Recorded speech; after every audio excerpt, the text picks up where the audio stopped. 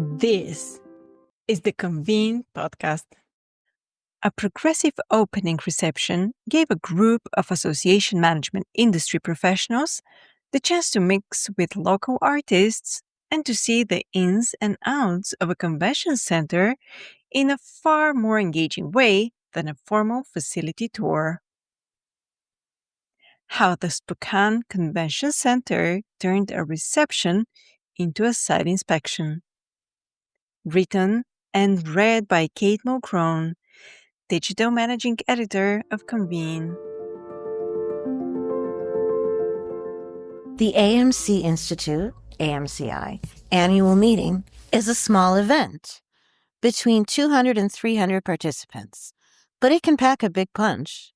That's because AMCI is a nonprofit organization that supports, promotes, and advances the association management community, meaning each attendee represents association management companies with the potential to book future business in that host destination on behalf of their clients. Which no doubt was part of the reason why Visit Spokane approached Tina Weimeyer, CMP CAE, President and CEO of AMCI, in 2021, when things were uncertain in the pandemic period. The DMO said they'd love to host us in 2026, Weimeyer said. They were fully engaged and ready to support our strategy. I came out here and thought, this is a great partner. She made a total of 4 trips to Spokane between the initial discussions with local stakeholders and February 8th through 13th, when AMCI's 2026 annual meeting took place at the Davenport Grand, a hotel and convention center located downtown. Visit Spokane hosted AMCI attendees and Convene for pre- and post-meeting group experiences that included tours of local shops, tasting rooms, and wineries. And while the AMCI annual meeting program wasn't held at the Spokane Convention Center, the center's team wanted a creative way to showcase the venue to attendees, who in turn would be inspired to bring future groups there. Instead of a traditional facility tour, they dreamed up an opening reception that would help attendees explore the entire facility through activations in different parts of the building. I think that about 90% of the AMCI attendees had never been to Spokane, so it was a great opportunity for us, Jessica Derry, the SCC's Director of Sales, told Convene. AMCI was not a convention center piece of business, she said, but the conference participants have convention center pieces of business.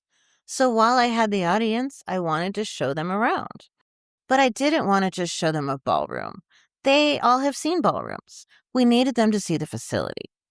She and her team choreographed a progressive opening reception where AMCI attendees and I experienced the 300,000 plus square foot SCC through a series of on-site activations that not only showed off the building itself, but gave us a taste of Spokane's unique culture.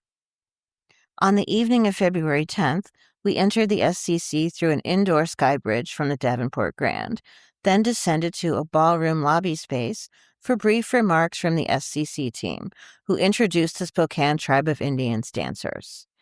The Spokane Tribe recently became the center's naming rights sponsor, and the SCC is in the process of being rebranded as the Spokane Convention Center, presented by the Spokane Tribe of Indians.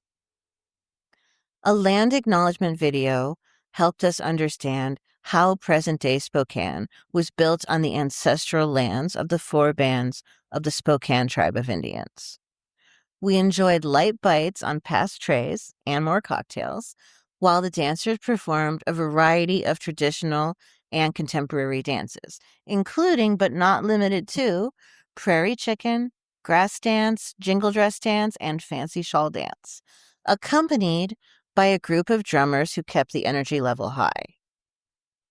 We understand that we are on ancestral land, and in the Pacific Northwest, especially in places like Spokane, our diversity comes from our tribes.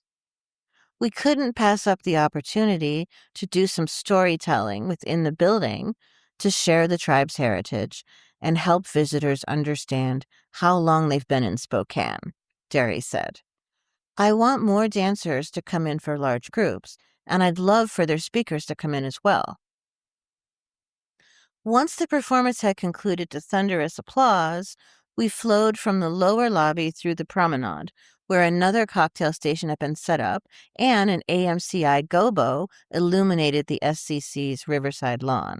Next, the crowd headed to the east side of the facility for a screen printing t-shirt demonstration with Chris Bovey, who runs Vintage Print and Neon in Spokane with his wife Liz. Bovey is known for retro-style stickers, sweatshirts, and t-shirts that pay homage to Spokane. He worked with Derry to design a custom print that incorporated both the AMCI logo and the iconic cable cars from Spokane's Riverside Park Numerica Skyride. The AMCI opening reception wrapped up with entrees and dessert in the SCC's exhibit halls.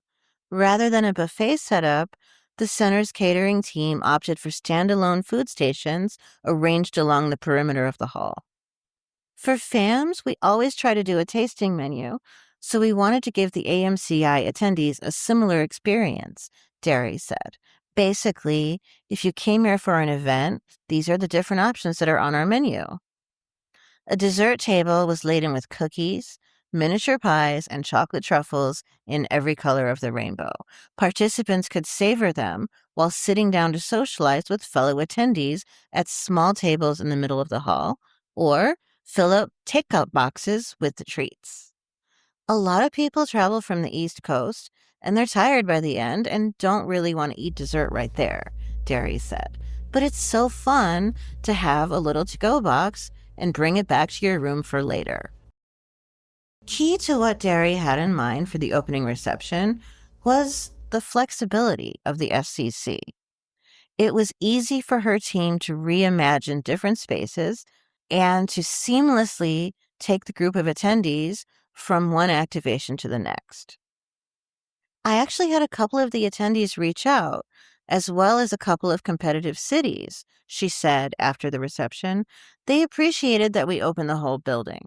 We opened every door and turned on every light just so they could see our center.